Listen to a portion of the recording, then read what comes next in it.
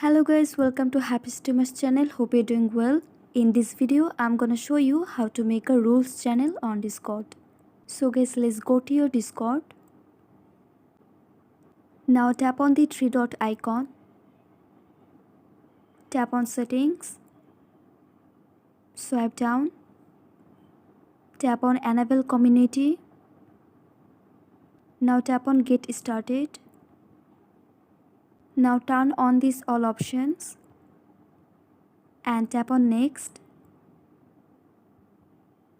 Now tap on the first options.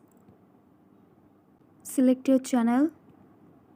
Tap on next and then turn on I agree and understand. And then just tap on finish setup. So guys, that's it. That's how you can do it. So guys, I hope this video was helpful to you. If it was, then please give a thumbs up and hit the subscribe button. And thanks for watching the video.